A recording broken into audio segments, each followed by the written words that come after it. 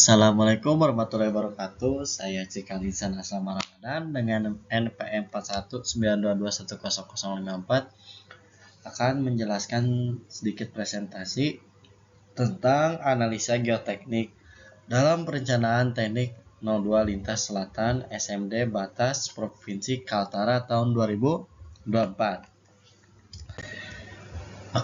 Untuk pedoman dan standarnya, persyaratan perancangan geoteknik ini menggunakan SNI 8460/2017 dan pedoman rekayasa penanganan keruntuhan lereng pada tanah residual dan batu adalah PD T09/2005B. Yang ketiga, perencanaan jembatan terhadap beban gempa yaitu menggunakan SNI 2833/2016. Dan untuk faktor keamanan FK lereng keseluruhan setelah dilakukan penanganan merujuk pada pedoman rekayasa penanganan keruntuhan lereng pada tanah residual dan batuan pada T09/2005B dan persyaratan perencanaan geoteknik SNI 8460/2017 FK-nya adalah 1,50. Bisa dilihat dari tabel 25 ini. Untuk biaya konsekuensi dari kegagalan lereng adalah biaya perbaikan sebanding dengan biaya tambahan untuk merancang lereng yang lebih konservatif. Di tingkat ketidakpastian kondisi analisisnya adalah serendah-rendahnya adalah 1,25 dan tingginya 1,5. Dan untuk biaya perbaikan lebih besar dari biaya tambahan untuk merancang lereng yang lebih konservatif adalah tingkat ketidakpastiannya rendahnya di 1,5 dan yang tingginya ada di 2 atau lebih. Tingkat kepastian kondisi analisis dikategorikan rendah jika kondisi geologi dapat dipahami. Kondisi tanah seragam, penyelidikan tanah konsisten, lengkap, dan logis terhadap kondisi lapangan. Dan ini di tabel 26 adalah rekomendasi nilai faktor keamanan untuk lereng batuan. Kondisi lerengnya yaitu kondisi permanen dan untuk rekomendasi nilainya yaitu di faktor keamanannya di 1,5 yang permanen dan yang sementara di 1,3. Lalu untuk beban lalu lintasnya ada di 15 kPa dan untuk di luar jalannya 10 kPa.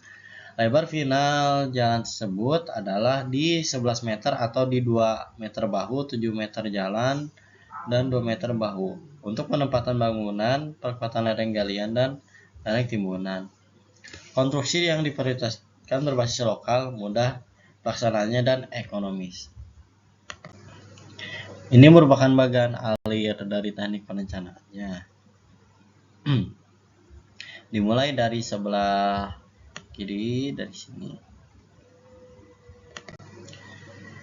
Dan ini merupakan lokasi kegiatan longsoran lereng tersebut yaitu di Muara Wahau dan Bekalai di STA 37150 dengan konsep penanganannya DBT plus sirki.